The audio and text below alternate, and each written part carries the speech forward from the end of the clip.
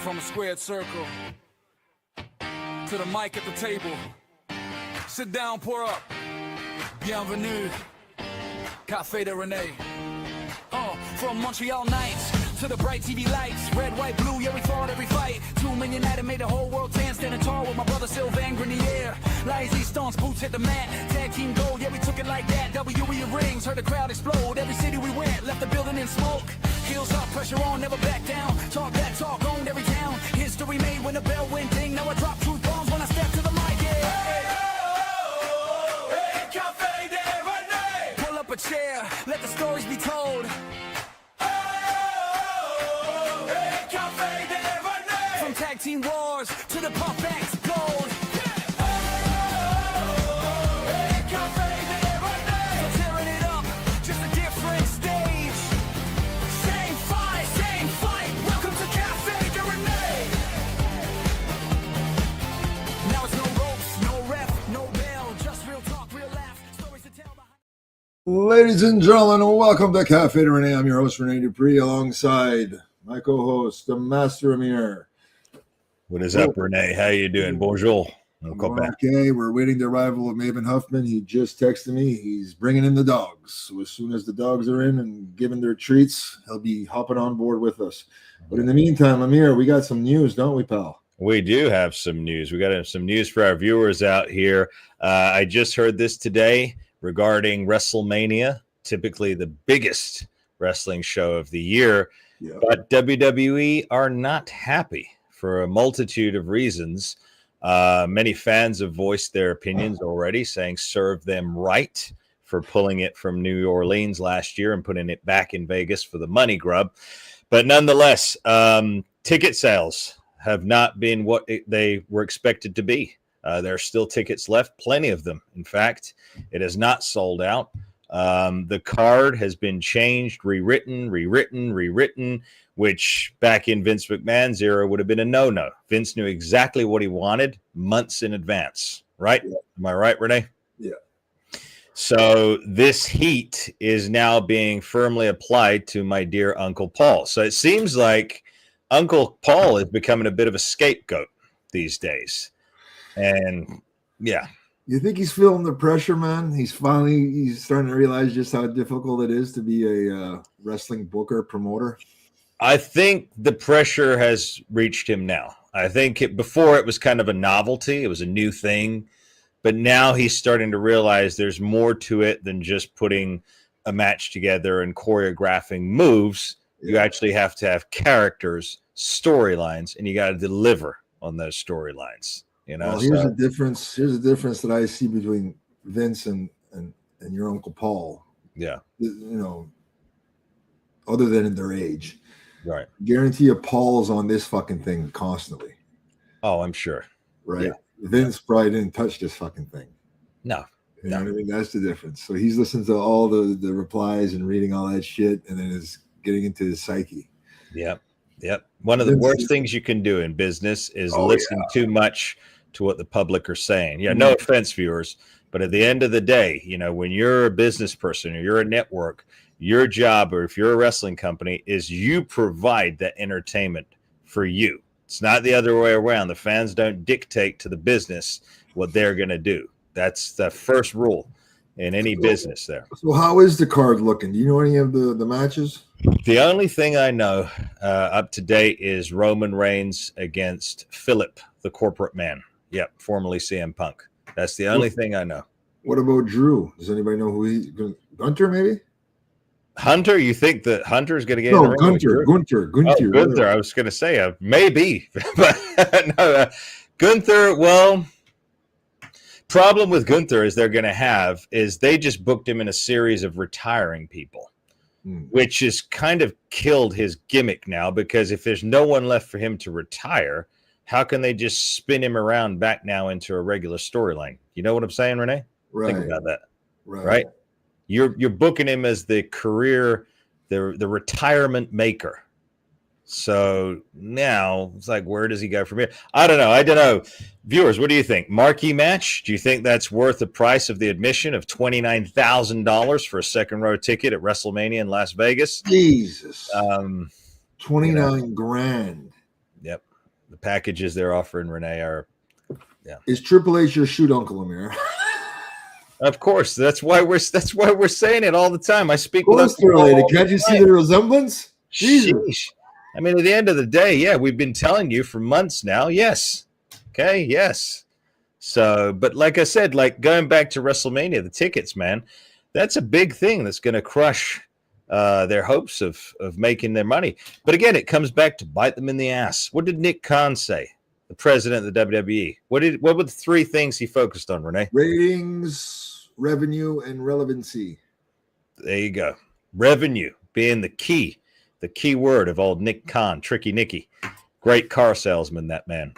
But yeah, so could, again, we've heard that The Rock, Dwayne the Tooth Fairy Johnson, we've heard that he's not happy with Uncle Paul. He wants to potentially out him from the WWE.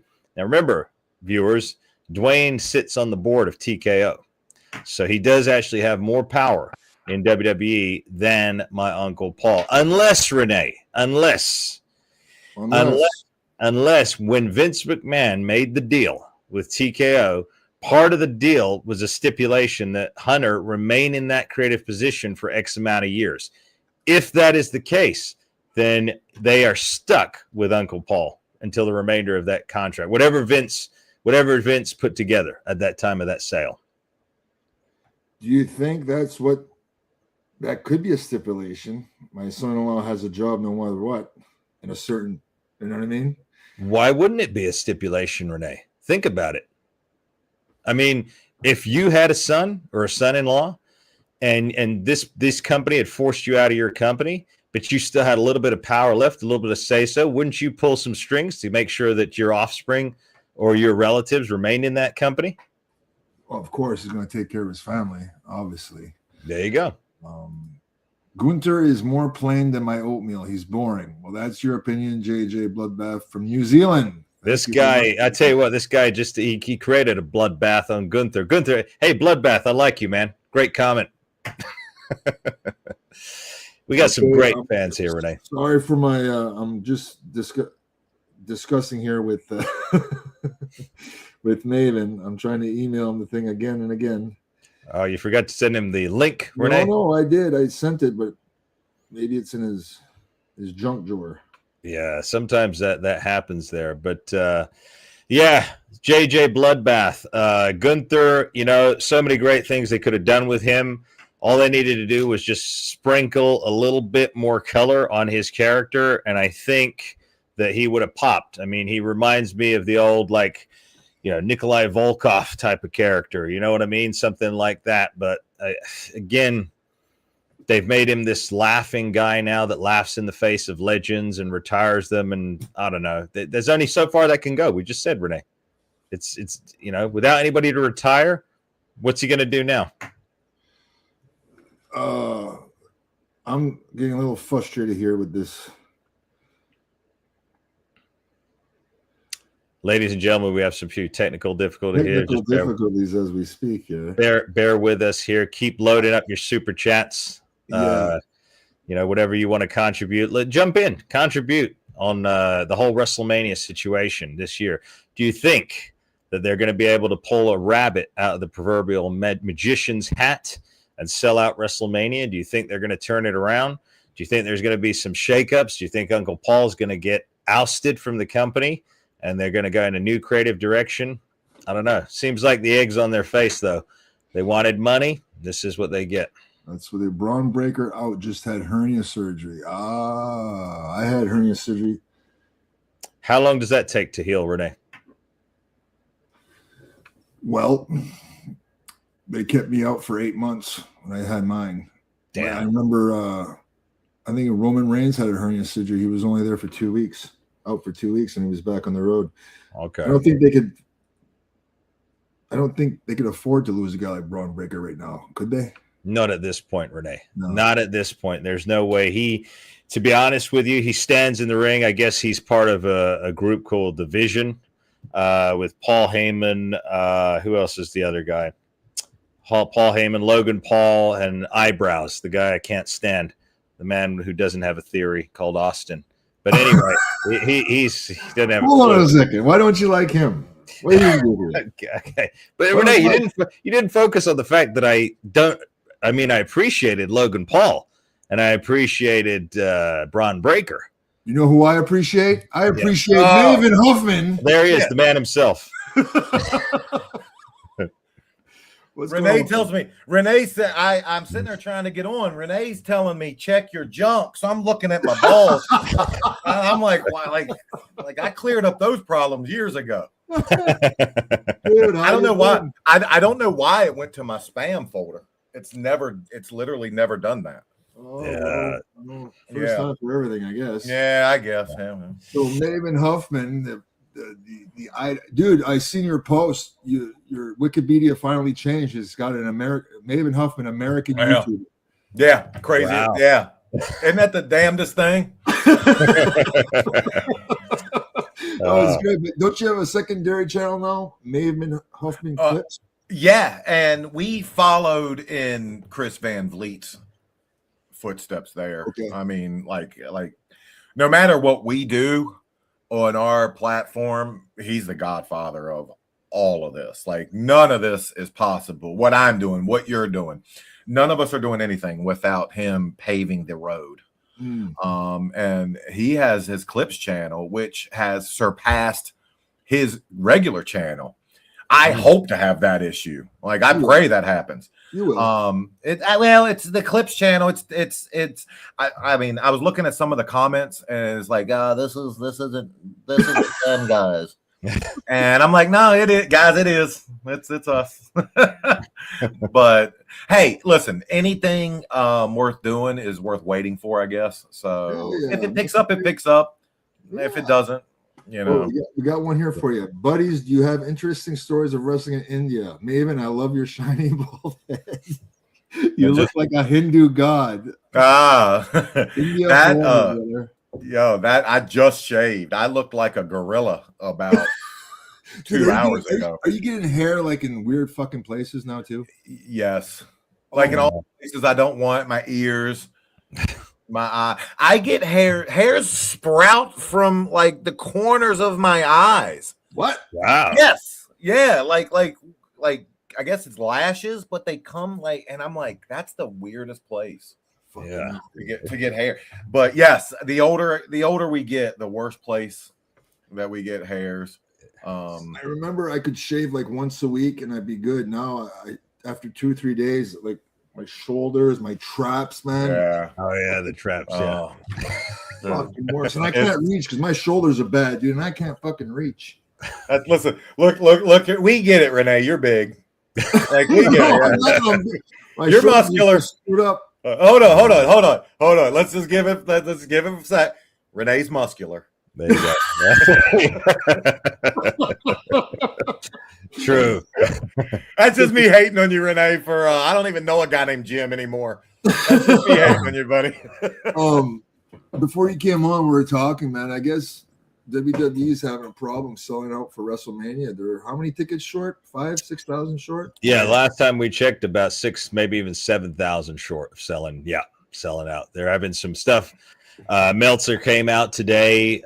Internally, WWE are not happy. They keep pointing the finger at Uncle Paul. They keep saying, hey, he's the reason why this is not going right. And the card keeps changing, which obviously would never have happened in Vince's day. You know, Vince was very clear-minded of what he wanted to see, and he executed that months in advance.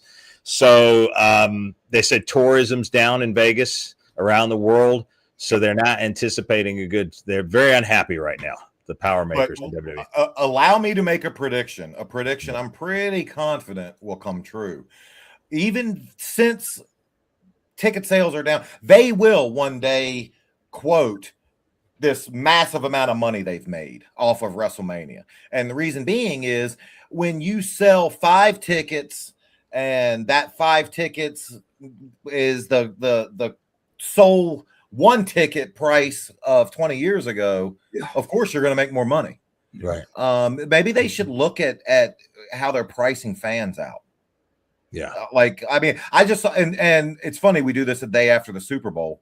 I mean, I just for shits and gigs, I went on and looked up what secondary market seat for the Super Bowl would have been yesterday. $4 Okay. grand. Wow. $4 grand. There's nothing on earth I want to see that bad. No. Yeah. No. Nothing. Do you think these CEOs and stuff and owners live in an alternate income reality where they have to? They have to. Absolutely. It's the same. Like it's government does it too. Yeah. You know, these same people that are talking about the price of eggs have not bought eggs, maybe ever. Right. You know, They their omelet. Their omelet. Yeah, their omelet magically appears. Yeah. Exactly. True. But Yeah. and listen, I am not one that's going to jump in line to take to stand in Hunter's defense. But this is a slow burn for him. I stand behind that. I believe they are literally just edging him out. He's the last of the real like Vince holdovers, powerful ones. Yeah, there's other yes men and stuff, but Hunter's the last of the like that era. And he's burned enough bridges along the way, or he's lit the fuse and then ran away from it. No, not me, brother. Right. But I still believe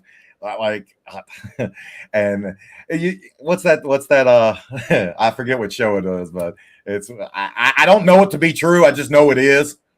Like I have zero proof of this. Right. I have nothing, no leg to stand on. But Rock wants to get Hunter back. Yeah. For the way he treated him back in the 90s. Like I can't prove it. Yeah. I just know. I really believe that. Well, Emir, you were talking about that, right? That Hunter had issues with, or Rock has issues with Hunter. Well, yeah, because it came out again in the news the other day that there's internal bickering, and Rock is not happy with Hunter. But I said, Maven, that perhaps somewhere when the deal was made for TKO to take over, maybe Vince had an addendum in there that said, hey, Hunter needs to remain in this position for X amount of years. That's what I'm thinking. I'm thinking maybe Vince was the one that lobbied to keep him in the mix. But you're right, Maven. I think to your point, they want to completely wash away any trace of what Vince McMahon created. That's what I believe. I agreed.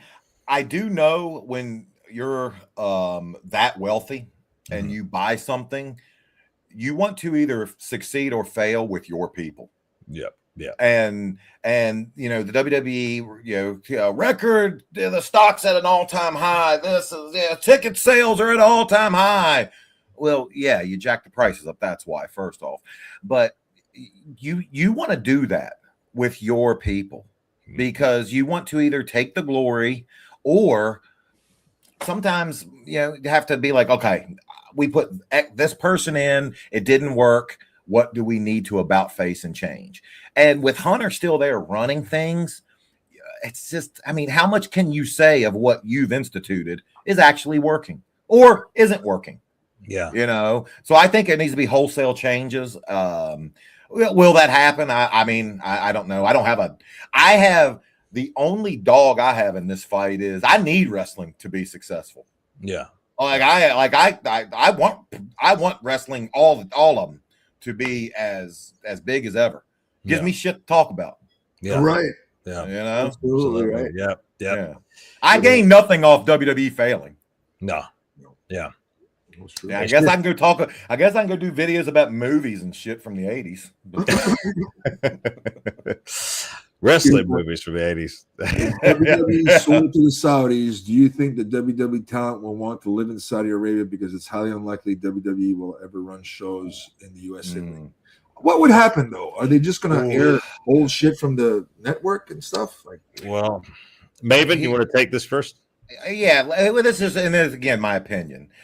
He said if. I think it's when. I agree with Stevie Richards. I think it will happen. I think they're gonna. I think they'll do exactly what they did with Live Golf, and they will just try to Americanize everything. The answer to every question in life is money, and eventually they will pay people enough money to be okay with a Saudi-run company, and they won't have to. They'll just figure out a way to keep it exactly how the same way they do live golf in the United States, they will figure out a way to do it. Now, that said, will they run more shows in that region? Probably. Probably. But I don't think guys are going to have to put first sale signs in their house in Orlando or Tampa and leave. I think they'll figure out a way to keep the talent base happy and keep shows running in America. Now, they've showed Uncle Paul over in the offices out in Saudi Arabia now. They have WWE offices out there now. I don't know if this was a new thing, but yeah. So they've definitely got the offices out there now. They got the offices out there now. So I think you're right. And I agree with you, Maven. I think, Rene, we both agree with Stevie as well. That it's a matter of time when it's sold. All the signs point towards that. Yeah. Thoughts on Cody Rhodes recommending WWE bring back house shows for 1 week in a month? I've said that we grew up. We cut our teeth on house shows. Yeah. He said, wow, shit, I watched that. And I forget. He said one thing I disagreed with. I forget what it was, though. I agreed with everything he said. These guys, they came up at a time and they remember house shows. But house shows for us were almost like practice. It was almost like that was when you cut like I would have as shitty of a wrestler as I became. I can't imagine how shitty I would have been if I had not for house shows. Yep. Because that's when you go out and you learn. But more importantly, house shows are when you develop your fan base. I went to my first wrestling show. It was not televised. It was what in the 80s would have been considered a house show. There wasn't a camera showing this to a televised audience. It was for that region of fans. And I went with my father, and it put a love of wrestling in me immediately. And without that, your next generation of fans just aren't going to be there. Right. But here's the thing, man. Like, they're all about profit, right? If they ran those house shows, they'd probably running at a loss, because who the hell is going to pay that amount of money to go see a live event where nothing happens? And therein lies your answer to all this problem. If they admitted that we're going to run this as a loss, we're going to have lower ticket prices, we're going to bring wrestling to you, the fans, how much goodwill would that instill? And again, it's just something that you could go out. Hell, they got creative enough attorneys and accountants. They'd find a way to write it off. There's ways to do it. And then you're telling your fan base, we care about your dollars. And guess what? It would make for better an in-ring product, because I don't know about you, Rene, but whenever I watch, these are people that are way more talented than I am, and they're botching basic moves that if you had 2 or 3 nights ahead of Monday Night Raw, you'd get out of your system, that you'd figure out, or you'd shit can it and be like, man, we tried it 3 times, it didn't work. It's out. Exactly. It's like I didn't watch the Royal Rumble in Saudi, but I heard the opening match was the women's Rumble, right? Yeah. And it was a botch fest. So the first match that all these Saudis see is just blowing spot after blowing spot and missed. You know what I mean? Mm-hmm. Yeah. No wonder nobody's fucking popping, because they see bullshit right from the get-go. Yeah. Well, and they don't work anymore. It's a spot fest, one after another, and you could tell that if they have 8 minutes. From minute 1, they're getting their shit in. Mm-hmm. Rather than telling a story, rather than going out there, rather than generating heat the way we used to. It's one big, what can I do in the amount of time that I have to do it? Do you think it's misplaced focus? Because I was polishing up our craft last night with 2 private trainers, and one of the things that we were talking about is your intention, your focus. My focus is to entertain the crowd. I don't care about making someone backstage pop. I could care less. My job is to entertain that crowd. So when you guys were working, you were working for that crowd. Nowadays, everything's so damn scripted and choreographed and rehearsed that they're thinking about their damn moves the whole time. They're not thinking about connections, emotional connections with that crowd. They don't have a chance to. Do you think, Maven, that's what could be creating the disconnect? I'll add another one to your list. I agree with everything you just said. They're also trying to go for that clickable moment, something that they're going to be able to put on this, something that's going to be able to go viral, something that they're going to be able to land and make for a good 30-second clip. Right. Back in our day, we did house shows, man. We were just trying to pop the boys in the back. We were just trying to, we were just trying to make everyone in the back laugh and enjoy and be safe. Get to the next town, and along the way you found a match that you could put out for a Monday Night Raw crowd. And I felt a lot better because there would be loops when they would just bring me in for TV, and without having those reps those 3 nights ahead of time, I felt off, if that makes sense. Makes 100% sense. You know what it sounds like, guys? It sounds almost like, when you're watching so it is a TV show. We know that. It's a TV show.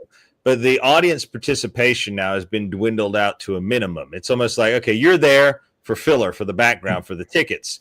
But it's about what we're putting out. We don't care so much about, I think back to the greats like Roddy Piper, when he'd take a moment and he would jaw jack with the crowd and stuff like that. You don't see too much of that anymore. And I think that's, and there's proof that you can provide to prove your point. And that proof is, again, go back to our days. What did you see in the crowd, Rene?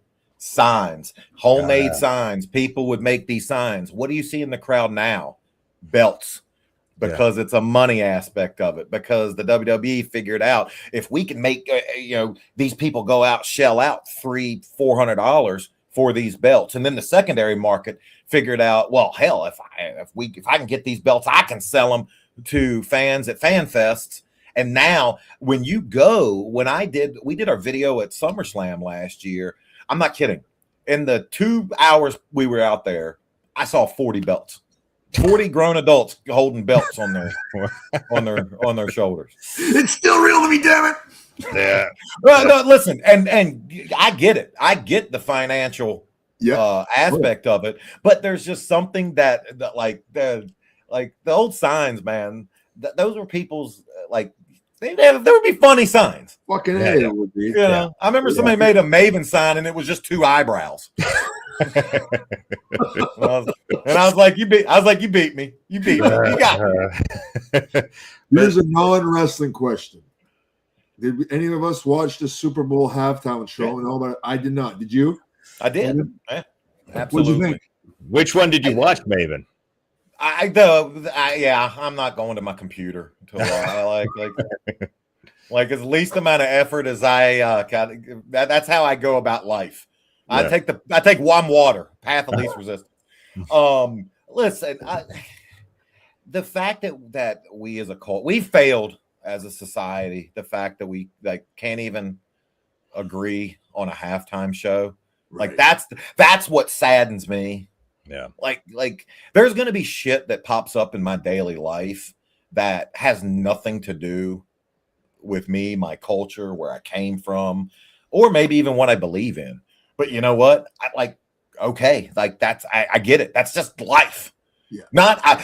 I realize, as much as I hate it, everything as soon as I walk out that door isn't geared at pleasing me. Right. Somehow, some way or another, I still find a way to maneuver through the world. And we're a failed, we're just, you know why we haven't had concrete proof of aliens yet? Why is that? Because they fucking look down at us and they see that we argue about halftime shows, and they realize that we're not on the level of we ain't got shit to say to them. Yeah, nothing. They can't get along with this. What they gonna say? We there's nothing we can gain out of that. Yeah. The controversy between the halftime show, whatever, shows the divide in the United States. Yes. Yeah. Completely. Right. And it's just again, we have failed as a society at that. The fact that the halftime show got more press leading into the game than the game. Right. It's just it saddens me. And the reason it saddens me is I remember growing up in the South. And I remember what it was like to have, people just hate me, dislike me for my brown hair and my curly hair. And there was a period in time after I graduated college that I felt like we were done with all that. Right. Like I literally, this is a true story, Rene. Okay. There were girls that I could not date in high school. One of my best friends in high school used to go to, God love her, the girl that took my virginity. He went to her house and would go in and speak and introduce himself to her parents as he was dating her. And I'd be in the back of his Chevy Blazer underneath a blanket. Wow. And he would come out, drive away, and then me and her would go hang out, and then he'd take her home. And I thought we were, and another girl, this girl that I was interested in seeing, her mom taught in my freaking high school, and her mom kiboshed us dating. Wow. Because and so, but again, it shaped and molded the human being I am. It did not deter me. I'm a stronger person because of that. But I thought we were beyond that, and it just saddens me that we're not. And this is like in the 90s, right? Yeah. Man, I'm old. I wasn't in high school in the damn 50s or anything. Well, you're not old to me. You're not old to me. Yeah.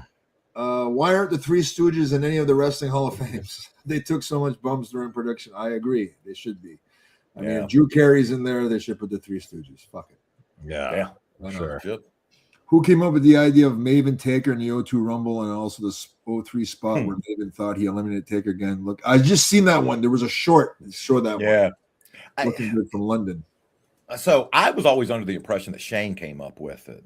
And then when I sat down with Taker, he corrected that quick. He's the one that came up with it.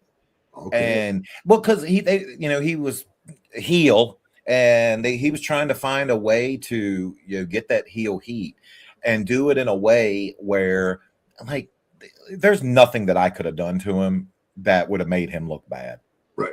So me catching him at a moment where his back is to me, it's just the ultimate babyface move. And him coming up with that is just pure genius. Gave me a career. Yeah. I'm eternally grateful, eternally thankful for it. As for the following year spot, man, I don't know who came up with that. It was a good one. It was good. Yeah, it was a good one. You connected on that drop kick. Yo, the two drop kicks I needed to hit. Right, you got them. I've now seen a montage of all the drop kicks. Okay. That I missed. Matt Cardona yesterday sent me one of me missing Rosie by this much. He takes more pride in showing me where I was a shitty wrestler than he should. Well, he's resigned, right? He's back with WWF. Okay. Very happy for him. Very happy for him. You think that was his ultimate goal, to leave, prove himself, and then get back? I know it was. And here's why. A couple years ago, when we first started the channel, he calls me up one Sunday morning, and they were doing a show in Boston, one of their podcast shows, and he had landed in Newark, and he asked if I wanted to be on it that night. So I'm like, yeah. He's like, well, you got to be ready in 30 minutes. And I'm like, oh shit, I don't know, but somehow I was. And on the 4-hour drive from Jersey to Boston, it was just me and him, and we got into a lot of stuff. And I was under the impression that he's the indie god and he's making whatever money he can make and he's doing well. And I thought there's no chance in hell he would want to go back. And he told me then on that trip, he's like, nah, he's like, this has been his goal to get back. So once I knew that, I want him to be happy. And I'm glad he's back. Now I just hope they use him properly. Mm-hmm. Yeah, that's the thing, right? Guys, the guy can wrestle. He looks like $1 million. Looks like $1 million. He does. Yeah. And you will get 100% from him. He's not going to half-ass it. He's not going to be the guy out in the bars. He's not going to be the guy giving you bad press. He is going to be the 1000% team player that you want. Yeah. Maven, have you thought of doing a video of past Tough Enough contestants and maybe meeting up with some of them. Also, videos with Rene. If I get myself to New York, Yeah, movie, we're going to do. My partner wanted me to ask you: will you be in Vegas for Mania Week? When is that? April? You never know. Maybe. Well, because you're one of the you like we're starting to like try to get a plan together on who we're going to meet up with. Okay. And like last year we did Foley, Shelton. You know, it's just Mania Week. All the guys are going to be there, so it's just a good time. And you're one of the ones that like we want to do a video with you so bad. Oh fuck yeah, it's gonna happen. It'll happen. I'm just scared about ice fucking grabbing me and. Listen, of all the videos I've seen of that, they ain't grabbing people your size. Yeah, it's not gonna happen. And again, going back to 30 minutes ago, Renee's muscular. There you go. Yeah, there you go. Chris Benoit had the greatest theme song ever. It was pretty good. I can't hold up. I can't picture it. I can't. Yeah. Oh yeah. I think it's. I always loved Gold Dust theme. I don't know why. I always loved very good. Very good. He did such a good job, Dustin, to embrace that character. And I said, like at the time he embraced it, and it was risque at the time, but he did a fantastic job. I mean, when he was there with us, maybe he was doing the comedy stuff, like when he got shocked and he got Tourette's. Him and Booker. Booker is some of the funniest stuff you've ever seen. And when he would do that, like, oh god, that's the sign of a great worker. He can do anything. He was good. Anything. Good, man. And you never. The one thing that I'll say about Dustin, have you ever heard him bitch about anything? I haven't. He had me in WrestleMania 18, and I went up to him, and my first inclination was to apologize because they went from having it was supposed to be him and Test to me and Dustin, and like that's like saying here's tickets to the Super Bowl. Actually, we got to take those away. We're sending you to a Pee-wee football game instead. I mean, it's still football, I guess. Yeah, And I went up to him and I was like, man, I'm so sorry. And he was like, oh, he's like, brother, he's like, we'll be fine. Yeah. And the grace with which he treated me, and this is months into my career, and the way he took care of me, another one. If I have Taker as A to thank for my career, Dustin's is A2. Yeah, he's right under there because I could have looked so bad out there that I just disappear, and he didn't let that happen. Maven, let's rewind, considering this is WrestleMania season anyway. WrestleMania X8 was, I mean, it was like, to me, that was one of the last greatest WrestleManias. That pop that Hogan and Rock got in the main event, the build-up, the NWO coming back, everything else. What was it like? I mean, that was your second pay-per-view, right? You just done Royal Rumble, or had you been in the... Yeah, it's your second pay-per-view. How nervous were you, Maven? I mean, how bad was it? I used to walk, like, there would be about a 4-hour period on Mondays or pay-per-view Sundays when I would just walk in the bowels of the arena and just hate myself. Really? And be like, what the fuck were you thinking? This sucks. Like you could be teaching. Yeah, you wouldn't be known. You wouldn't be making this money. But this feeling of just nerves just sucks so bad. And it would all culminate at Gorilla. Yeah. And then I'd be right at Gorilla like 30 seconds before going out and being like, I hate this. I hate this. I hate this. I hate this. And then miraculously, the moment I would go through the curtain, it would just all go away. Yeah. And I don't know how, and I don't know where it went, but it was, and WrestleMania, just knowing that it's WrestleMania is just, but here's the only thing that gives me consolation. I know I wasn't the only one thinking that. Right. I know veterans felt the same way, that they would get just as nervous, and because I would see them. Yeah. I would see Booker jumping rope. And when I asked Book one time, you know, he told me that was me. Yo, dog, man, that's my way of calming myself down. And you know, it's just everybody. We all have a way of channeling that, and you know, I guess what do they say, Rene? When you stop caring, quit. Yeah, when you quit, you can stop having those butterflies. Yeah. There's no greater feeling in the world than the fuck coming out of that curtain. Nothing. Nothing. And once you have it, once you'll chase it forever. Dude, you're chasing it. Yeah. And chase it forever. Yeah. Maven, how good of a feeling was it to call Triple H numbnuts? Yo, that was top of my. Well, you know, occasionally in a promo, a little bit of you has to come out. Yeah. Right. And I've been calling, I mean, like that's just an old, you know, I've been calling people numbnuts for I don't know how long. So it just rolled off the tongue. Right. And I can't remember if that was live or a pre-tape, but he didn't offer any pushback. No, you know, shockingly, but like Hunter will do business.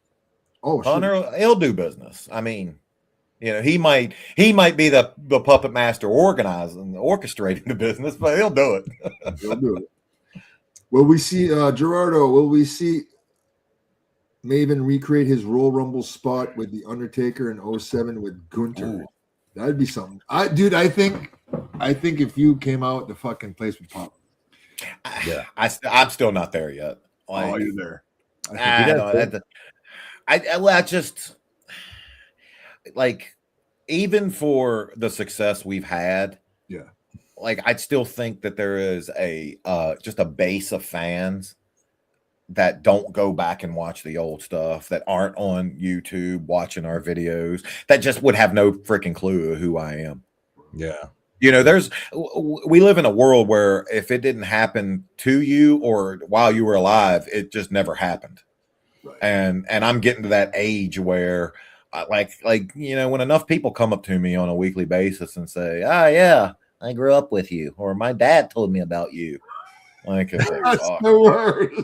That's how they sound, Maven? They all sound like that, Maven? Yeah, just like that. Yeah. Or when someone says, "I used to watch you as a kid," and they're like 5 years older than you.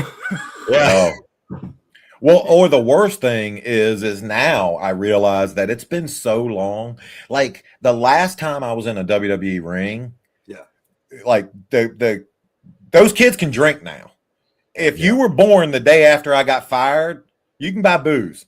Man, that's hard to accept. Yeah, like that's hard to accept.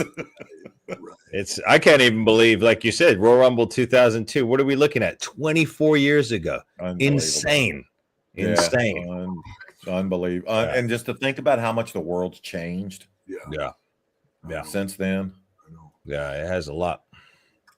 Kenny Boland's been sick, an infection with sepsis. You want to check? I'll check on. I didn't know. Shit, I didn't know that. No, I did not know. Yeah, fuck. Emir, Maven, you guys are awesome. What are your thoughts on Obafemi? The guy's a beast. Yeah. Does he need to rub on Brock Lesnar? Keep up the good work. Good that question. was a hell of a contest visually. Good question. Obafemi, you seen what he looks like? Yeah, he's definitely one of those guys that like from our generation. Brock was the perfect example. Batista. I remember seeing Dave for the first time, and I just never seen a human being like Dave Batista. Like being like, Jesus Christ, like I mean, I remember like just being like, and then being mad at God. Really? Like this, you gave me this and this exists? Because Dave is like 6'4". At the time he was 315, jacked and good looking on top to boot. 315, man. I don't know what Obi is. I don't know what his stat line is. I don't know how tall and how big he is. But I'd say he looks at least to be 6'3", 6'4". He looks to be that. Yeah. He's probably maybe 270, 280. I mean, he's big. Oh, yeah, he's a big guy. He's a shithouse. He's a brick shithouse, that's for sure. Yeah. I mean, I think they're gonna definitely push him. I think him with Brock would be good. But the issue they have is they just brought in Powerhouse Hobbs. So they brought in a very similar looking. He's another one. It's just enormous. I did a signing next to him one time, and another one, another physical specimen. Yeah. Yep. Yeah. I told him I looked over at Hobbs and I was just like, if you fucking say anything to me, I'm gonna knock this. Yeah. Hey, Maze, hope you do a channel collaboration with JCW, Volunteer, or perhaps Big Vito. We are in talks with them currently. Really? Yeah. And we were gonna do it. We were literally gonna film it about I want to say like the 17th of January when they had shows down in the Reno area. Yeah. And the only reason we didn't is we just got done. We've filmed 2 secrets videos. And like it's like, hey, have you ever wondered what thumbtacks feel like? You know, that bullshit. Okay. And they've done like 5 million views. So it's like, I mean, just, you know, I don't have to be led to water to drink that much. So it just made sense to do another one. And so we literally rushed to get this last secrets video. And this is how stupid my old, like just dumb my old ass is. The last one we did was secrets of me, and I took a bump on thumbtacks. Well, this one I took a staple gun to the head, and like a carpet stapler, like not just like a little school stapler that you prick your finger with, right? But yeah, and I stapled a damn subscribe poster to my forehead. And I'm thinking to myself, I'm like, God, you're almost 50 years old, and you're fucking getting stapled in the damn forehead. What did your guidance counselor not prepare you for in life? If this is how you have to fucking make a living. Wow. WWE. But sorry, Rene. We are going to do like we had a 45-minute call with group call with myself, Zach, my partner, Violent J, and Russo, just spitballing ideas. And I want to do it for the simple fact of also, I love that they're wrestling fans. Mm-hmm. Insane Clown Posse they've been a part of my life shit since the 90s. Did you listen to their music? I can appreciate all cultures, and I can appreciate just all music. Yeah. And the fan base that they have it for a reason. Yeah. And when I was talking to him, Jay brought up the idea. He's like, yeah, man, we'll even put you in face paint. And at that point, I'm like, okay, this has to happen just because. Right? Like I want to be in that face paint and out on the stage with them. And evidently there's some pop, there's some soft drink. They jizz all over the audience, and the audience just sits there and takes a facial of it at every show. And I want to do I just want to experience this. So I think it's one of those collaborations that will be win-win for everybody involved. Something. Dude, if your videos are getting 5 million views, you would definitely get a fucking pop if you came out in a WWE show. Yeah. Okay, Rene, that's like 2 videos, buddy. That's like 2 videos. But again, but to Renee's point though, Maven, right? But again, is that something that WWE would like, or do they like to keep guys that they can groom and build themselves? Because that's what I was thinking. I was thinking with your popularity now on YouTube, there's no denying. Like if you were to go there, you're gonna bring a huge audience to them, right? It's like Logan Paul. But do you think it's Uncle Paul that would not want you there? That's it. Well, I definitely would think that, but I think the audience that I would bring, they already have. Okay. Which the whole basis for what we do, and the selling point to me was, we're not going to make wrestling videos. We're going to make YouTube videos about wrestling. Yeah. When Zach told me that was the light bulb moment that I was like, this kid's onto something. Okay. And it's like, okay, you look at like a Mr. Beast. Yeah. Or Mark Rober or another successful YouTuber.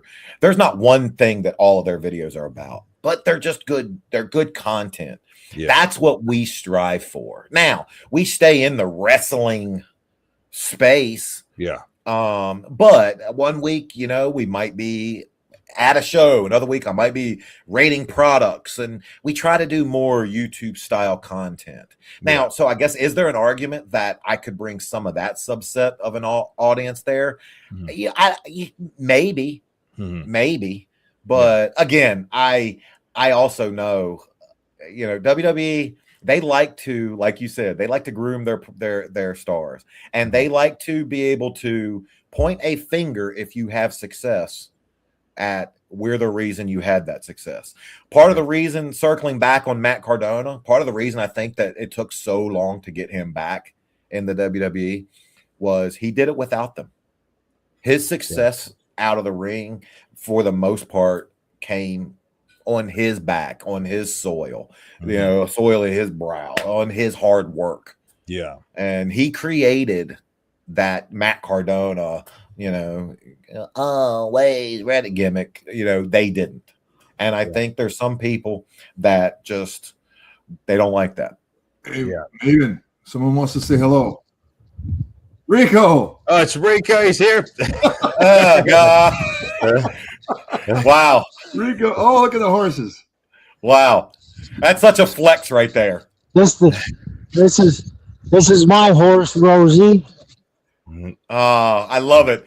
I please tell me it's named after our friend.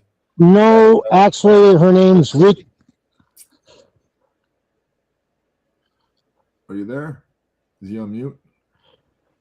Rico. Yeah. Beautiful. Oh, yeah, you can hear us now. Yeah, I can hear you. Good. What beautiful creatures. So these are your horses, Rico? Yep. Nice. Wow. Good for you. Rico's living. I love it. Yes. Living life. Okay, I think I got you now. Now can everybody hear me? We can hear you, man. We can hear you. Okay, this one's my horse that I shoot from, and her name's Rico's Rose, because when I got her, her name was Butter Cupcake or something like that. And I said, I ain't coming out on a horse called Butter Cupcake shooting guns. So, and this one is Corona Snazzy. Let me get out of this. Let's see. Hey, Snazzy, come here. Come here. That's Corona Snazzy. That's my fiance's. And we have another one named Biddy. So we got three, and I'm out here feeding them. I've been listening to you guys. Oh, wow. I think he did. Like, tell me you couldn't see Rico on Yellowstone. Of course. Oh, yeah. man, you were cutting out. Froze a second. Yeah, you were cutting out, Rico. Oh, come here, Rose. Hey, Rico, can you hear us? I can. Are you in communication with Brian Clark by any stretch of the imagination? Because he wrestled as Chronic. He's into horses as well, and he sends me pictures all the time. Wow. Yeah, well, like I said, this one, Rosie, she's an Appaloosa Mustang. I rescued her and been practicing cowboy mounted shooting on her. So, but how have you been, Maven? I'm good, my friend. Not as good as you. I don't have my stables nearby, so man, that looks like a beautiful, wonderful life that you guys have made for yourself. I could not be happier. Oh man, it beats Las Vegas. Running around 100 miles an hour with my hair on fire, doing police work, investigative work.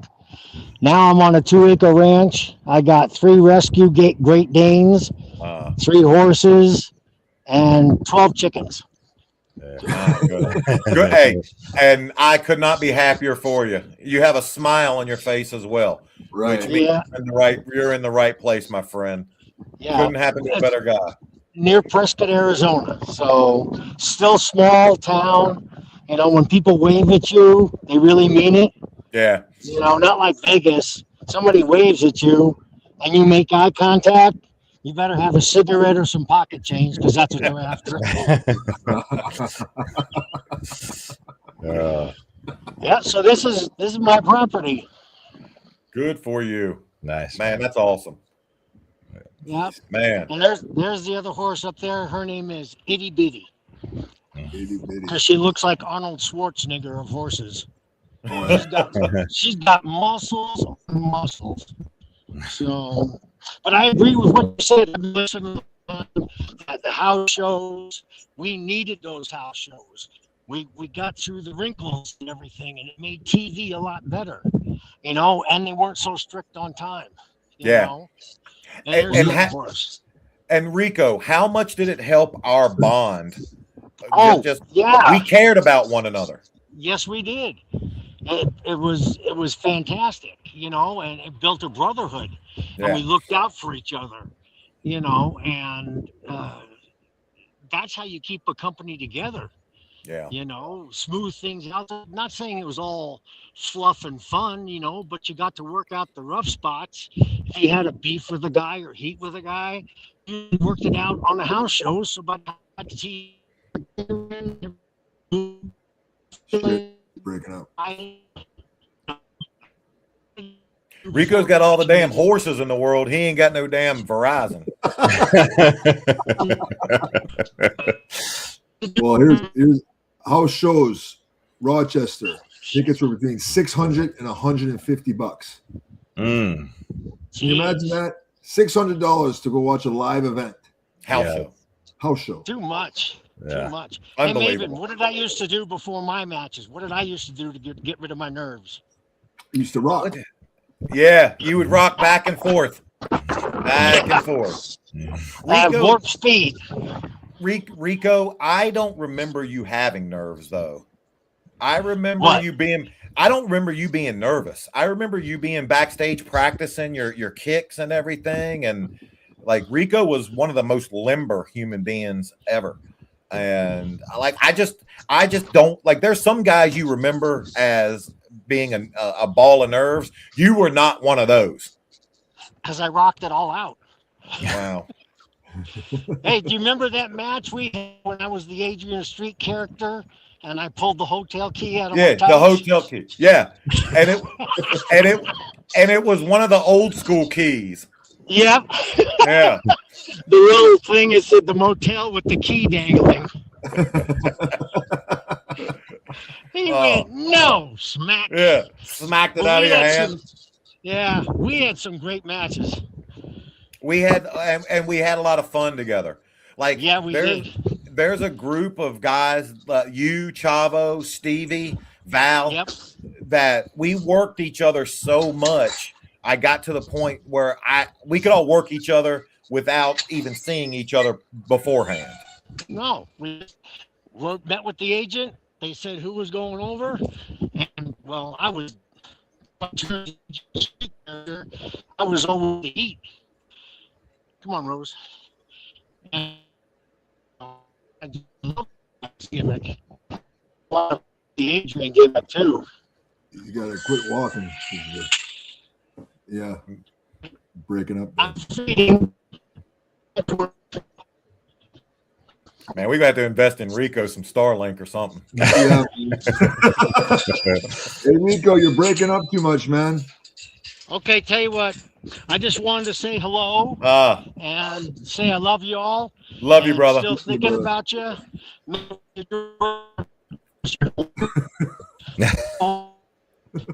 I think he's saying Renee's muscular. Yeah. Wait a minute. I haven't even got to Rene yet. I'm talking about you, that shiny chrome. Chops. Well, wouldn't be the cafe without running. Thank you. Yo, Rico, you still look great, brother. I could not be happier for someone's success. Yeah, man. And when you watch this back later, and you see how shitty your internet is, I love you, brother. Oh my God. Damn. I think Rico from the house. I think Rico's using his anytime minutes. Acting like 08. No, these are my Obama minutes. Okay, is that better? That's better. Yeah. You gotta get some of these questions though, man. They're piling up. Go. Okay. Love you, buddy.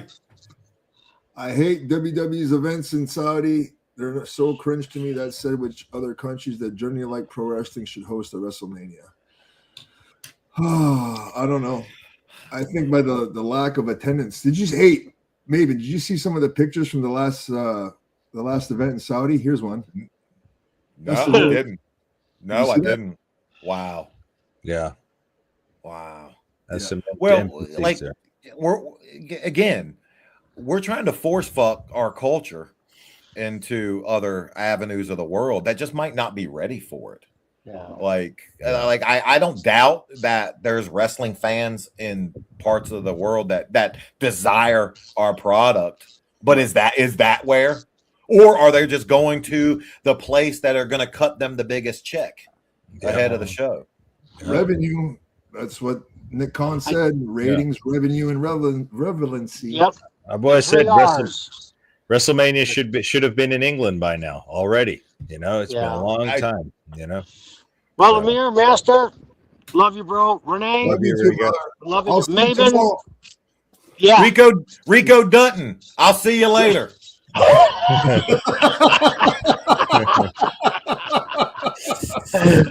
I'm signing out. All right. Take care. Love you guys. Love you, brother. God bless. Care. Awesome.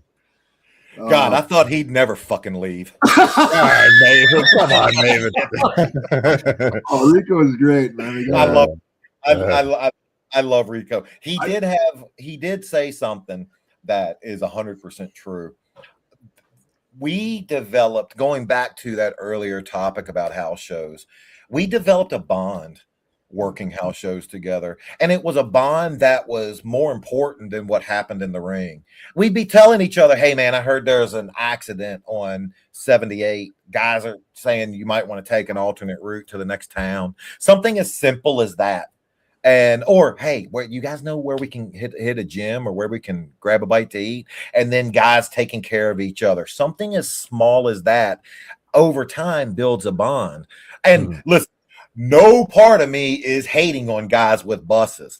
God knows if you want to give me a bus, I'll live on that fucker now. Yeah. But when you have guys that, he came into catering at 1 to show he was here, and then he went back on his bus.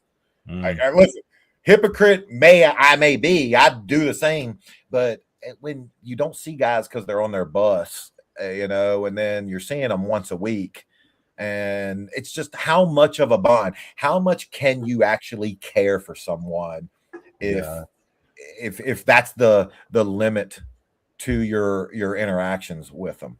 It's true. As you mentioned that, Maven, looking back, it was my kid's mind when I used to see you guys, there was a connection. It looked like you were a world within a world. Now it doesn't look like a world within a world. It just looks like you said, there's no deeper connection. Yeah. Again, and I think so many people are after that clickable moment. And as a content creator, I get it. I understand the importance. I fucking stapled a picture to my head because I understand the importance of it. Yeah. This next question, I don't know if I should even read it, but John Cena pulled a Diddy on Alex Roddy and took his man card on his bus. Oh my God. Hold up. Can I get my internet to go out? Yeah. Okay. I can neither confirm nor deny. I wasn't there. I don't know what you're talking about, brother. Yeah. Hello, Mr. Huffman. Whose idea was it for you to wrestle Shelton twice at New Year's Revolution? The agents. The agents. And a part of the reason we did that is by the time that pay-per-view came around, I was early in my heel turn, and I just wasn't skilled enough to carry. You think about it back then, an intercontinental match, you're looking at what, 12 to 15 minutes, Rene? Yeah. That's what a normal IC match would be. Yeah. Well, they had to protect me, knowing, I'm weeks into my heel turn. I'm just not a seasoned enough heel to work for 15 minutes. Like now, okay, that'd be what a piece of cake if my body could hold up. Because now I know what to do. I know how to manipulate that audience. I know how to put Shelton over while maintaining my heat. But back then it didn't. So they were just coming up with ways of figuring out how to, just do all those. how to get me heat, how to make Shelton look like $1 million, and how to not just make it a squash match. Yeah. And listen, I went out, did what I was told. We kind of got ahead of ourselves, and Vince, and I guess showed me I did a good job because I wasn't supposed to cut the promo that early.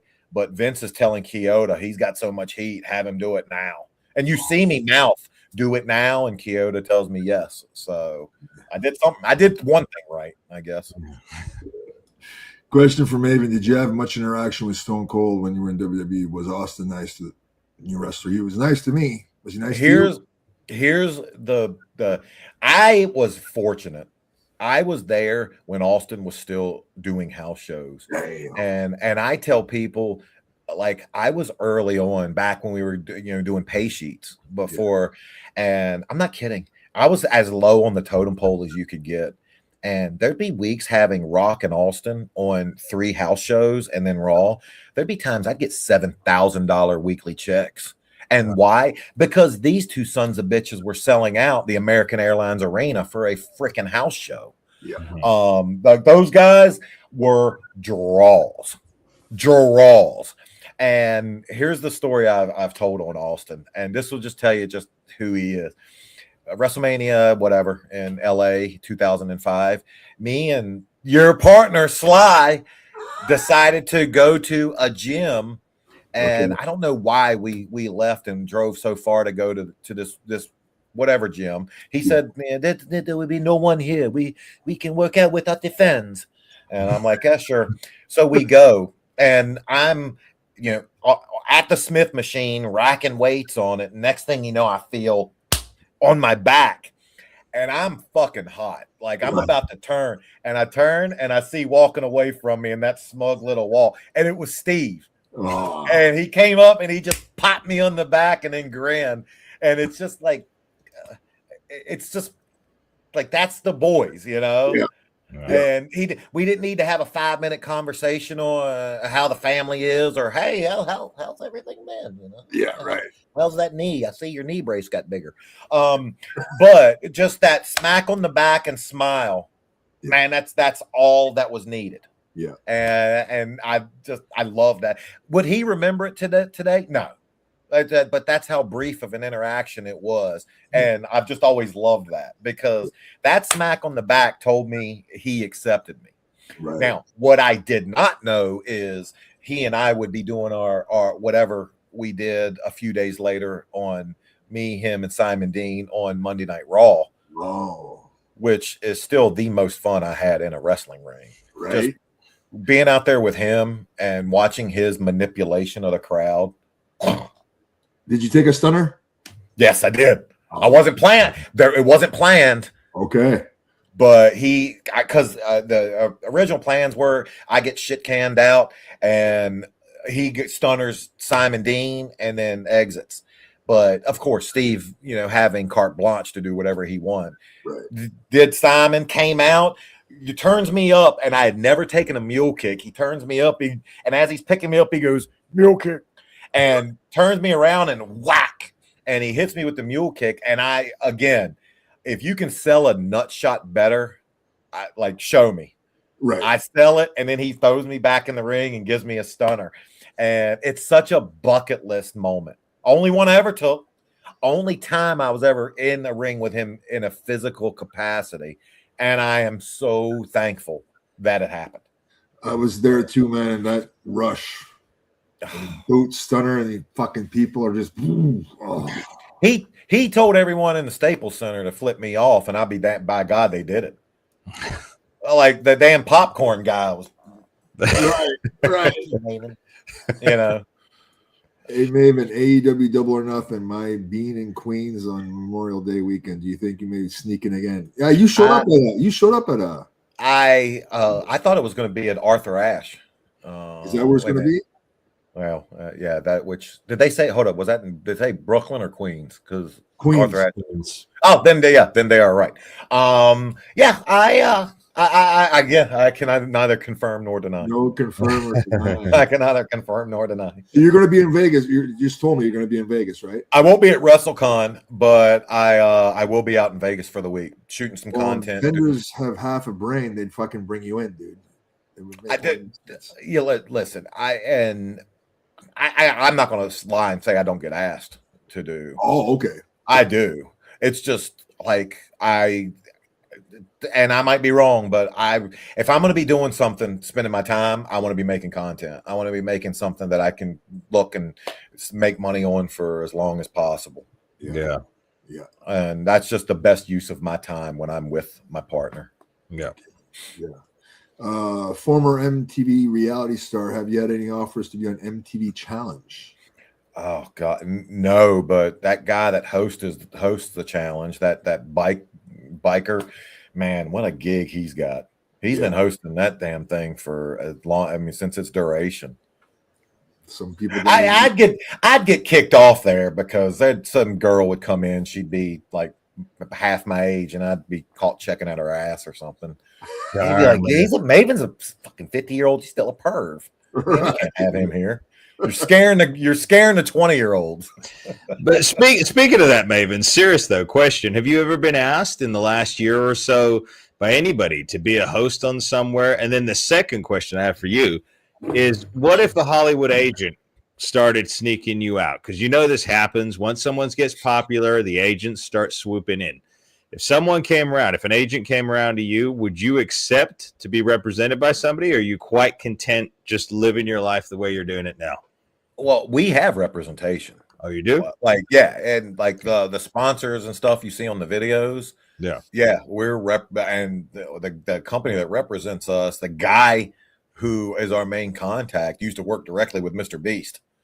Oh, brilliant! Yeah, so oh gosh, it was about 2 years ago when I get a call from the WWE guy at WWE office, and he says, someone from Mr. Beast reached out and wanted your number. Is it okay if we give it to him? I'm like, yes. Like, really? Like, really? Yes.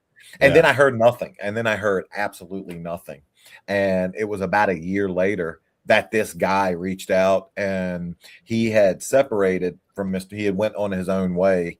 He was no longer working with Mr. Beast because Mr. Beast does not need, he does not need someone selling him at this point. Right. And so this guy works with this company, Night Entertainment. Okay. And we held off signing for years. But when this company, my partner, Zach, told me, he was like, there's no upside on signing exclusive with anyone unless it's Night.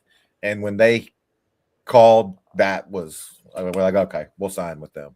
So it's more like a production company per se, not a talent agent within one of the agencies. Well, people can reach out to him, and he pitches stuff to me. And here's what the beautiful part about it is he's the bad guy for all these people that I don't like, shit that I don't want to do, or just as, just not worth it.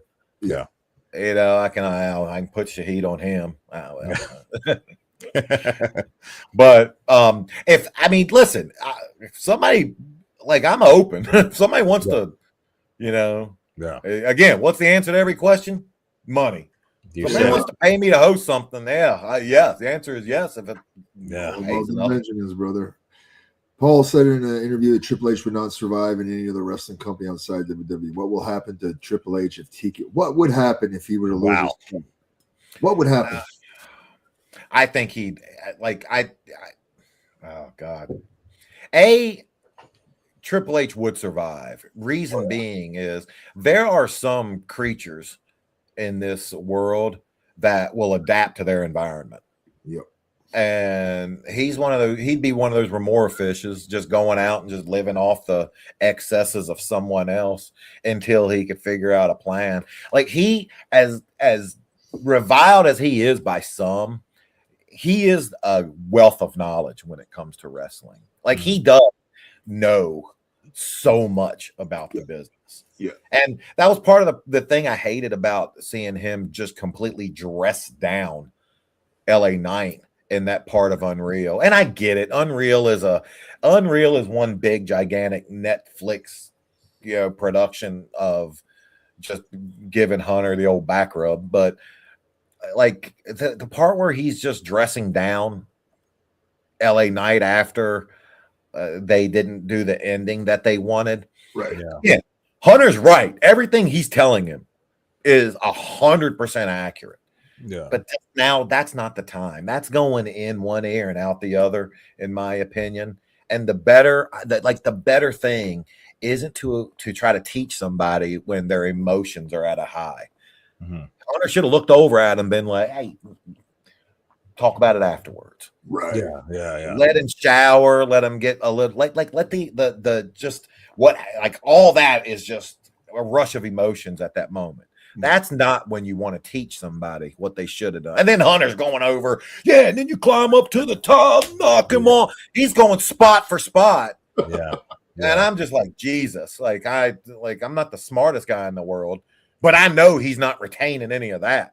Right. Plus, one of the things I got from that, because I did watch that and I saw the video you did on it, and I agree with that.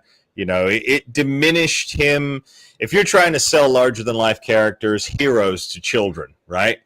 You've just crushed him in front of that audience now. I don't want to grow up to be like him anymore because he's getting scolded by another grown man. So yeah, it was very bad editing. And again, to me, like I know power dynamics. And there's a reason that when you go to England, they get lower than the Queen. There's a reason. And for him getting lower than Hunter, who's sitting, to me, it's just a bad optics. Very bad. It's almost like, you ever see a dog roll over and want a belly rub? Right. Well, they don't just want the belly rub. They're submitting. Yeah. They're being submissive. Mm-hmm. And like, I don't know. I didn't like that because, LA Knight, man, like, he's talented. Yeah. He's good. Yeah. And I don't think you need to just dress him down in that fashion. No, but, not at all. And again, like you see him with guys or girls that he respects and stuff. He's not doing that. Right. I noticed him in Unreal 1, Rhea Ripley comes back and he couldn't hug her tight enough. He seems to hug the women quite a bit, maybe, actually. Yeah. I noticed that too. I'm not gonna hate on that though. I do the same thing. Right. Nydia, she was always cool, man. Right? Yeah. Nydia was a cool Nydia was, she was. Nydia had the I don't know. Let me see the best way to put this. Nydia had the proper personality for Tough Enough, but again, me too, wasn't strong enough as in the wrestling locker room. I wish I could go back and uproot my personality now and put it in that guy back then. I might have been high. I might have not stayed there long enough, but more people would have respected me. I can guarantee you that. Yep. Nydia was too nice for that environment. Which begs the question, Maven, because I've hypothesized this on my podcast as well, and with Rene, that in terms of hiring talent, I think Tony Khan recently put out statements, said he's looking for younger talent. I think that's a mistake because without the life lessons, like you're talking about, you're in a dog-eat-dog world. You find yourself in that environment. You're not equipped mentally to deal with it emotionally yet. So do you think that they should be looking for slightly more mature people to put in that role as opposed to going for 25-year-olds, 26? What do you think, Maven? I think there's a happy middle ground for both. I think you need the veterans. I think you need people that it's a little harder to coerce. It's a little harder to tell what to do. And you need people with life experiences. You need people that have been told no and that have climbed their way back up. But you also you need youth. Yeah. One of the things that the youth understands today, again, and go back to it, is the importance of this. I would have never guessed in a million years just how branding yourself properly, how important that is. And if you get a bunch of guys, mine and Renee's age and Billy Gunn's age, we're not going to do that. And then you're missing a huge audience. Yeah, where you need a little bit of both. Yeah, very true.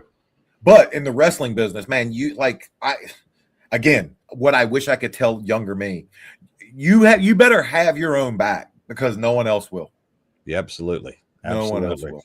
Absolutely. Did you meet LeBron when he came back? I did. Yeah. I remember he was with his posse. He was with because me and Batista wrestled in front of him, and afterwards he came backstage, and I remember he was with a group of people, and he stood up because he was seated, and when he stood up, I was just like, Jesus, like, I mean, like he's an 18-year-old kid that big. He was the same age as me, 19. That's insane. And to think of everything that was given to him, that he earned. But just like at the time, chosen one, there was a lot of pressure on this kid. And to think that he's lived up to it, not many people do. That's true. Not many people do. If Maven and Rene were in their 20s in 2026, starting their careers, would they want to work for WWE or AEW? Good question. Where would you want to go? Wow. Would you go for big time money in AEW or? I mean, money wins. Money wins. Money wins. Well, I mean, but this is also coming from a guy who, what am I now? 49. This is a guy 7 years ago was deciding, am I going to pay the electric bill or the damn phone bill this month? Really?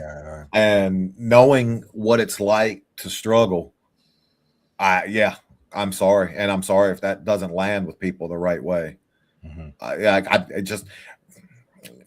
mean, we live in a life where money matters. Money does matter. And I hate to say that, but I can say that with a little bit of comfort, knowing how Tony Khan is. Again, we were there for one day, and I don't know, maybe I caught him on the best day ever, but man, that's the guy you want to work for. That's right here from all the boys that I know. He could not treat talent any better. Oh, God bless him. God bless him. Happy Monday, guys. Dupree, what's your relation with Sly? I talked to him the other day.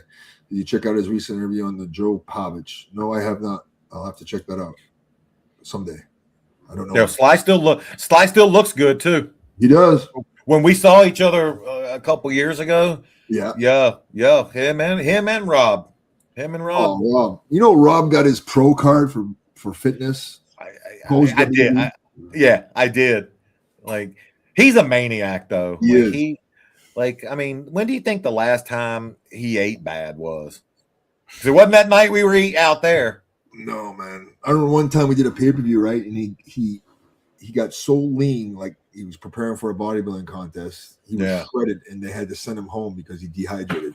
Yeah. He told me that WWE made him eat because he was getting too lean. So he told me. Yeah. I still remember. So when after Tough Enough, and they send me to HWA, well, I had to stop in OVW, the old OVW, like the OVW that was next to a derelict warehouse. Yep.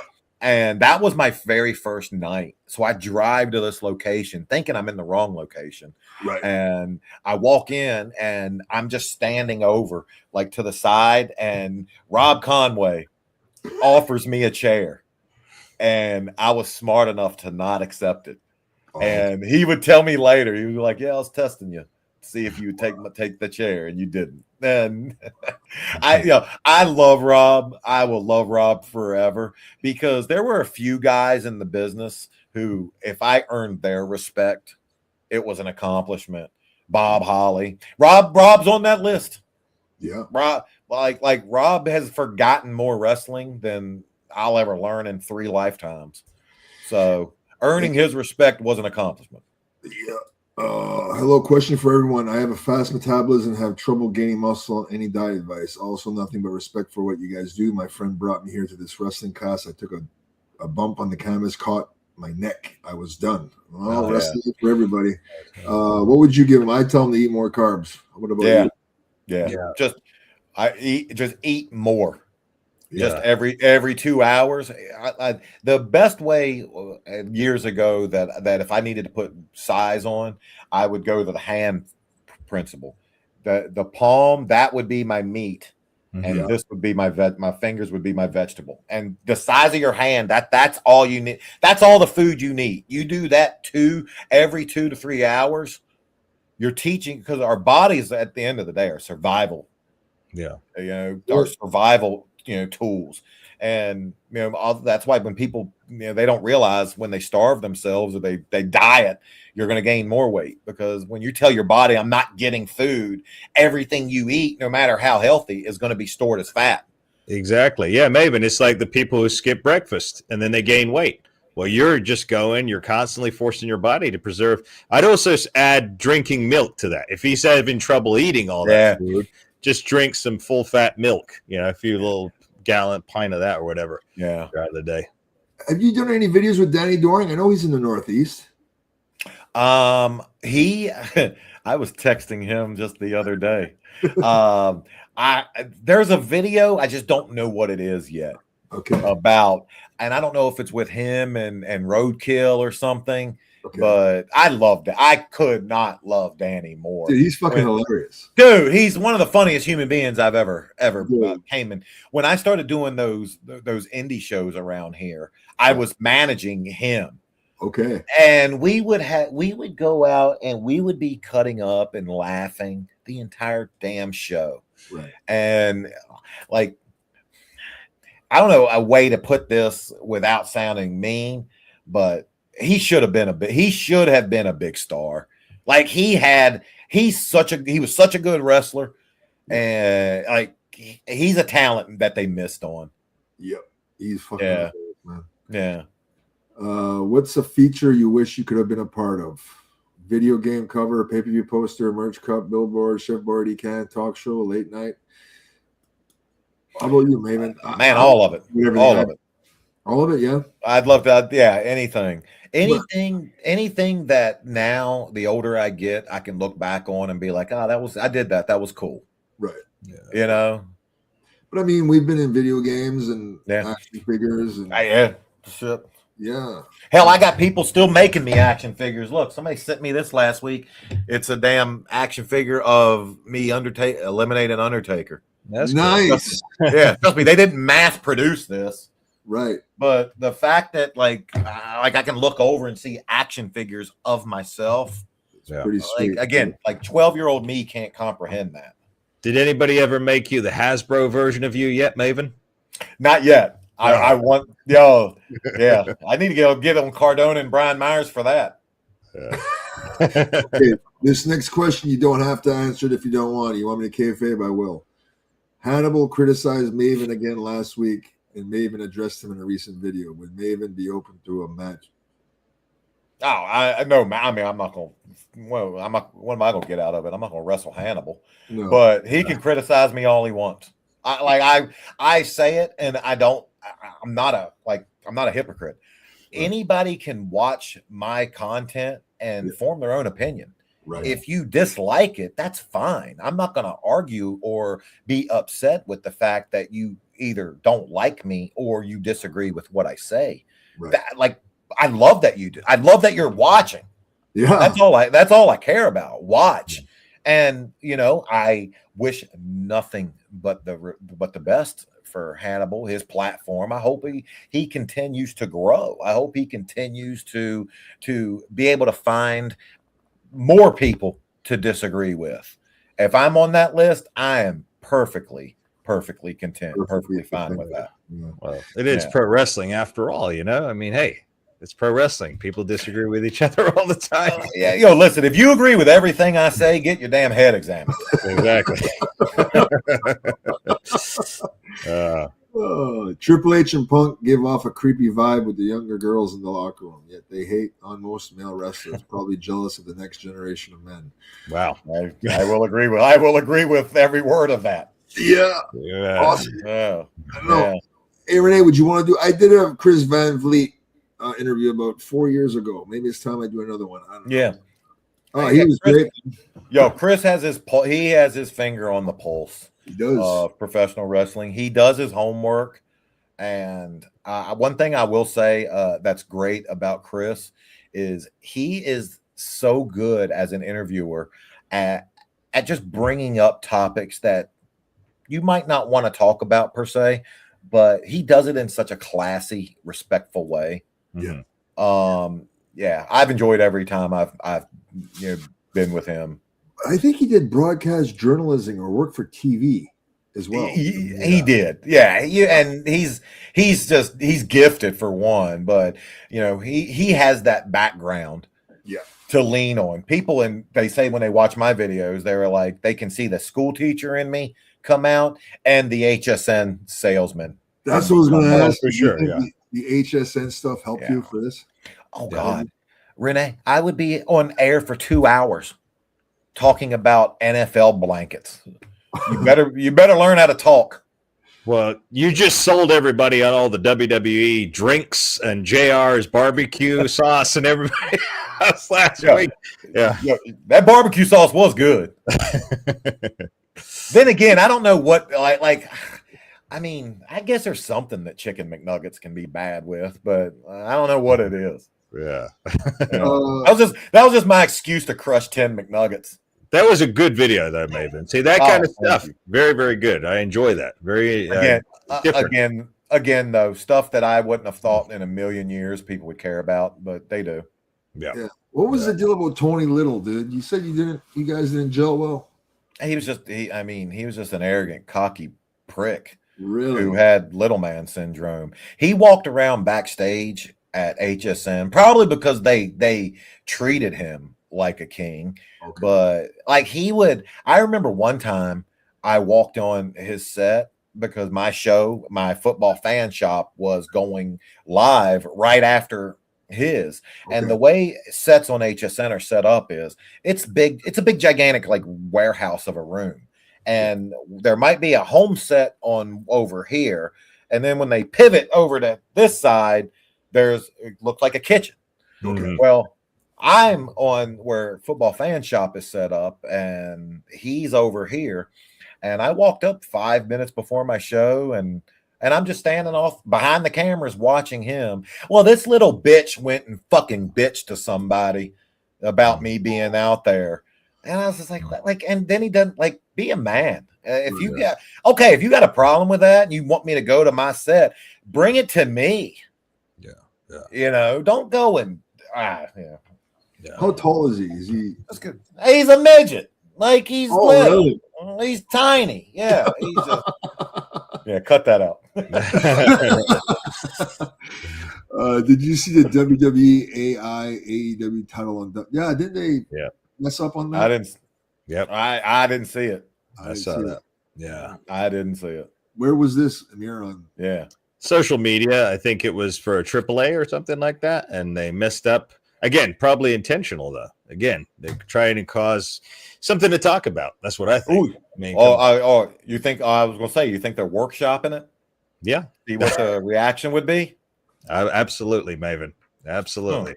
Yeah. Well, we're well over 500 in the chat. Talk about workshop and AI. How about these Epstein files, dude? Stay away from that. You can't, man. Every other post, that's all. It's everywhere. You don't know what to believe now. Well, Maven, Rene, you and I have that bombshell that we're going to drop over on my channel tomorrow on the live stream, some of this ties into that. So, really? Yeah, and we got insider information, Maven. Get out. So we have. So we're going to be. I am looking forward to that. I will be tuning in. Yeah, tune into that because man, I don't know. Got to be very careful with it, though. We're going to be careful with it, Rene. I called you Raven. What the hell there, Rene? Well, it's not the first, won't be the last. You were just the next one to do it. Yeah, that's it. We got another question here. They're kind of being rude to you, but that's fine. I can take it. Rene, I can take it. No, you're my guest. If they paid you to do it, let them be rude. Maven, why can't you not talk like a normal human? You sound like a librarian who works for Fox. Doesn't lend well to podcasting. What the hell are you talking about? What? Also, favorite. I'm just wondering this last one. Favorite anime, favorite anime character. Well, I don't know. Why can't I talk like a normal human? I just can't. One of the best, most articulate people I know. What did you Exactly. Hold up, sound like a librarian again. Sometime works for Fox. Shit, give me that Fox paycheck. Yeah, They pay their guy. I think those guys make $21 million a year. that's Sure, a lot. Damn. I'll give you my direct deposit. Yeah. And again, that's just like who was it? Oh, what's his name? Kevin Nash. Was talking about my accent. It's just how I talk. You know what? If you don't like it, you don't have to watch my videos. That's the beautiful part about what we do. Exactly. No one's forcing you to sit and watch it. So, anime lover, don't fucking watch. You won't be missed. You won't be missed. Beautiful response, Maven. All the Bad Bunny. Yeah, back into the Super Bowl, man. I heard that because Turning Point USA had their own divide in the country, right? Counter programming. Yeah, and then like Kid Rock on YouTube. I don't know if it's true, if it's Photoshop. You don't know what to fucking believe now. I know. Yeah, but judging by the numbers, he had 18 million people watch his show on YouTube, and then there was only like 1.5 million on YouTube watching Bad Bunny. The problem they're doing, guys, though, is they're bringing politics into something where it's not needed. That's the problem. It's like the Grammys. The Grammys are now soiled with all the things that were said there. They're, I was watching the Ricky Gervais. You remember his Golden Globe speech a few? Brilliant. But again, you're in no position to. Don't lecture. It's not the platform to do that. Enjoy. Like, I don't care what you want to watch. If you want to, when the game goes into halftime, if you want to pull up the Keyboard Cat and watch him for 30 minutes, watch it. I don't give a shit. The Keyboard Cat. What is the Keyboard Cat, Maven? You never seen the Keyboard Cat? No, I have not. I've seen it. I just did you a favor, my friend. Yeah. When you're off this, go Google Keyboard Cat. I will. And it will last with you forever. And it's just, again, I think you said it. The people are placing politics where it's not needed. Right. And it's just, again, it's the Super Bowl. It's football. Like, I miss the time before that became a political wedge issue. Yeah. It's true, because even a guy at the gym came up to me yesterday and he said, "Hey, are you going to be watching the Super Bowl?" I said, "No, I don't watch football. I grew up in England, so it was never my thing." But I said, "I'm sure that there'll be some drama with the halftime show." And I was exactly correct. I foresaw it. I said, again, that's what they pick that moment because they know they've got the captive audience, and then they just, it shouldn't be that way. I have never seen a headline of so-and-so is performing at the halftime show and been like, ooh, I don't care. Right. Yeah. And I never will. And the fact that people care that much on either side. Yeah. Like, here's what again, all roads lead to money. I get why they picked Bad Bunny. What is it, 19 billion downloads? Yeah. I'm not one of those downloads, but I understand why. If some bitch has that many people downloading him, I get why they wanted to pick him. Mm-hmm. And I just hate that we live in a world where people care. Yeah. Oh, I love how Maven's a white meat baby face on this channel, but then comes here and lets loose. Absolutely. Trust me, if I put the videos out that I want to put out, that's it. Yeah. Now, you know what? It's why my favorite videos every year are my bloopers at the end of the year. Because it's just a fucking 10 minutes of just me saying fuck and just shit and it's like, but again, we're making YouTube videos. Yeah, man. We're making YouTube videos. We're making videos that obviously have to hit certain parameters. Yeah. That's it. Maven, do you think Milenko didn't like you because you drew more dimes than him? Nah, he was just, I think he saw a tide of the business turning, and that tide was exactly where we are now, and where they don't focus on as much as what you can do in the ring, but how much you can draw outside and the name value that you have. And I think for him and what he grew up and just the man of 1,000 holds and his whole family, I just think he hated that so much, and he came from the Goldberg era, who I'm assuming if he didn't like me, he must have really hated Bill. But I understand. Crazy enough, Perry Saturn's turned into one of my best friends now. I talk to Perry weekly. Really? Yes, weekly. He's got his YouTube channel as well, right? Yeah. Yep. And and Perry and me, we've talked about just how guys thought they could and wanted to protect something that was unprotectable.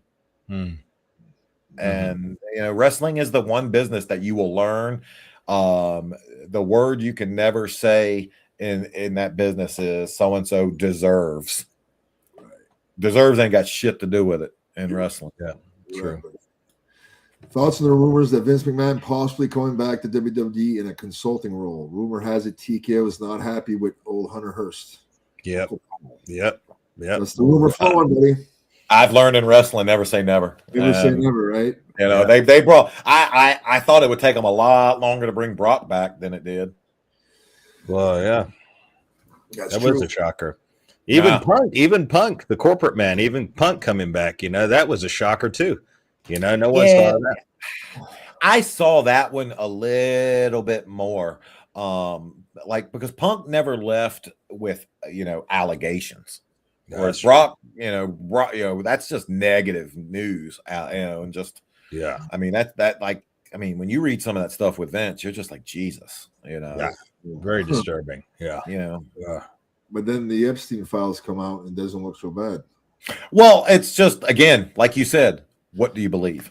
You can't believe anything, man. I hate that AI is ruining everything, dude. It is getting more sophisticated by the fucking She showed me a video a couple weeks ago. She's like, and it was something that was so god awful, just obviously fake. And I was just like, babe, that's AI. Right. But it got her. They beat her. They beat her. Like she thought it was real. So and think about this. Here's the scary part.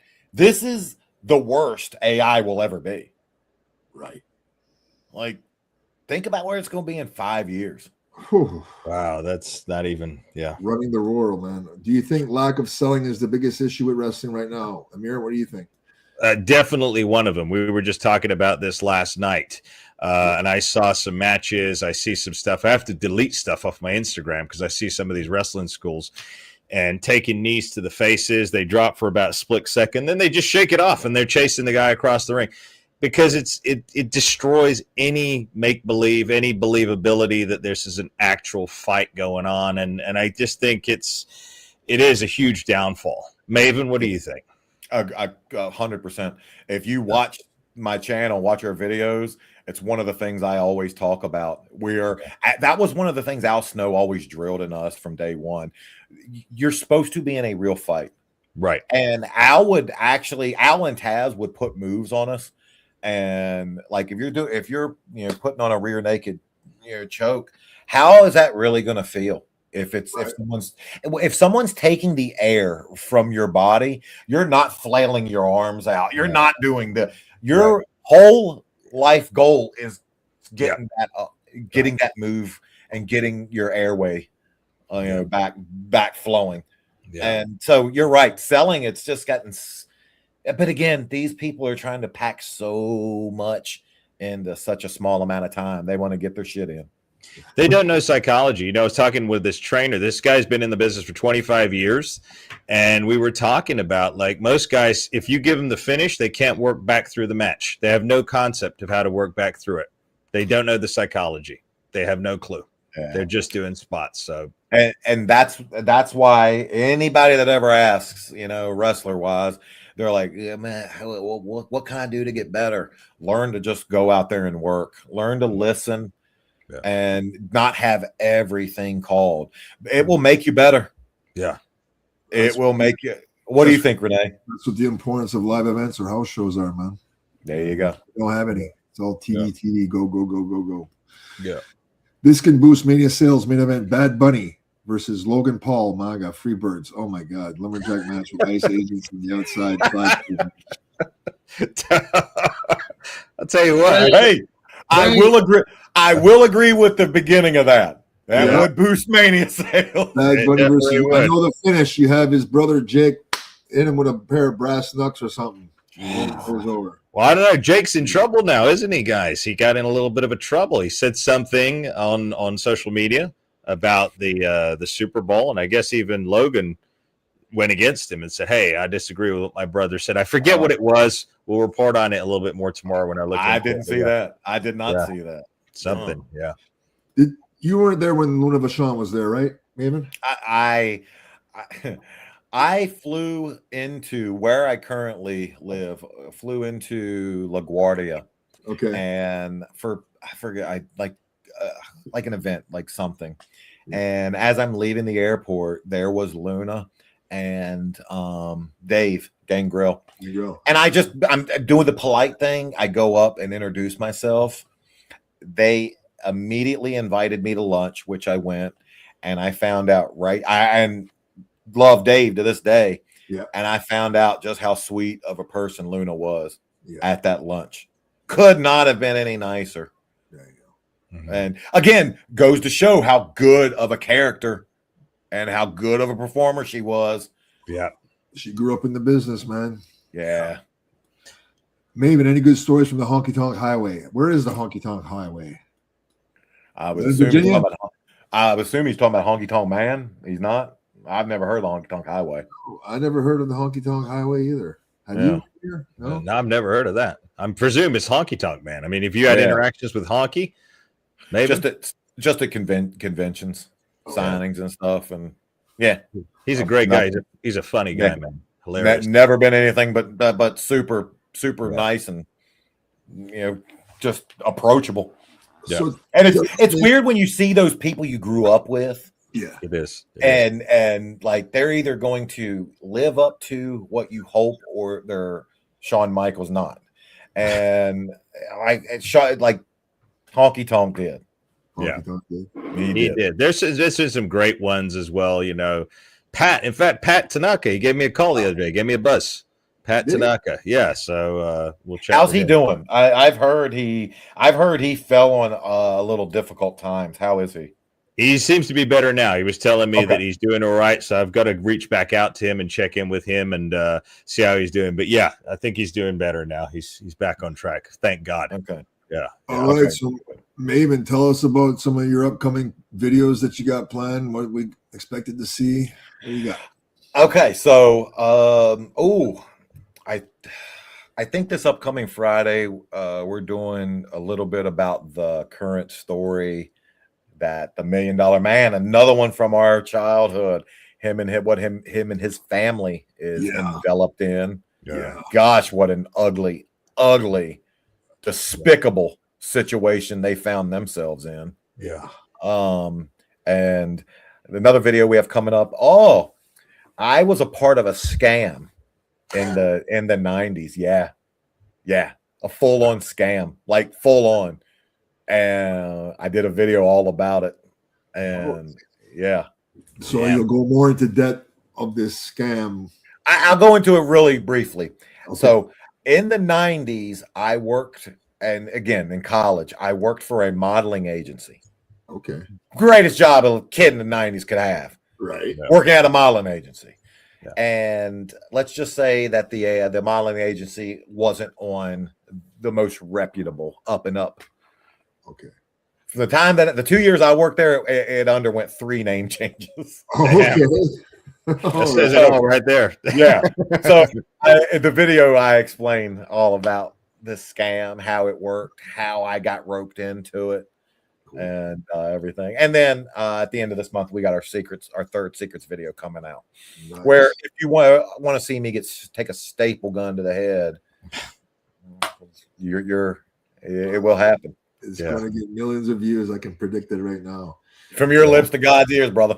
Yeah. You got a bombshell tomorrow night on your channel. We got a bombshell, you and I, Rene, with Rico and Martin Stone. So we're going to be doing that tomorrow. So if you haven't come over and subscribe to the Masters of Wrestling. Make sure you do it, because tomorrow at 2 p.m. Pacific Standard Time, 5 Eastern, we will be going live, and we're getting that information that's going to, again, we got to tread lightly with it, but we're going to be dropping a major bombshell on some very illegal matters going on in the world of WWE and whatnot. So I'm getting nervous now. I'm getting nervous. I can't wait to say, man, listen, when we go off air, you stay on, because I want you to tell me what the hell it is. All right. That's how curious I am. All right, we will. Absolutely. All right, here on the cafe next Monday will be the return of Kevin Thorne Mordecai. I love Seven. Dude, You know when Seven got in that fight that eventually led to his firing. I was there. you were there. He told me the I was story, there. but we're gonna save it. We're gonna save it for when he comes on, because a lot of I was people are there. wondering why he disappeared. Right? Why he got released? They don't- That's why.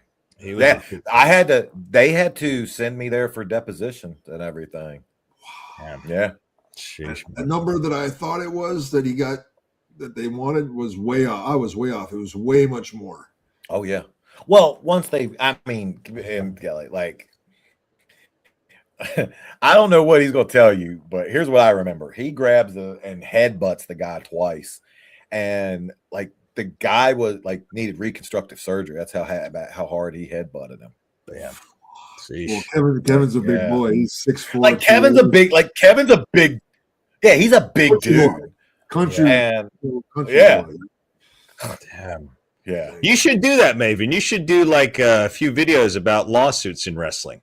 Those that you have, information to. That would be interesting, actually, where you can go down into, hey, I'm just saying. Write it down. Write it down. There you go. Well, Maven, I can't thank you enough for giving us your time. It's always a pleasure. You know I love you, brother. You know that my answer is always yes. You need me for anything, the answer is always yes. And I'll try it. Well, I'm a little worried about crossing borders now with the stuff, but if I can make it to the United States, I'll definitely give you a ring and we can make some videos together. It'd be fun. I understand. And I know our time is coming. Oh, hell yeah. So yeah. Definitely. All right. Well, everyone, thank you for joining us tonight. And me, Maven, and Emir are going to be talking low profile about the situation here. All right. So thank you every night. Have a good night. Emir piqued my curiosity. Okay. See you on Friday, everyone. Good God night. bless everybody.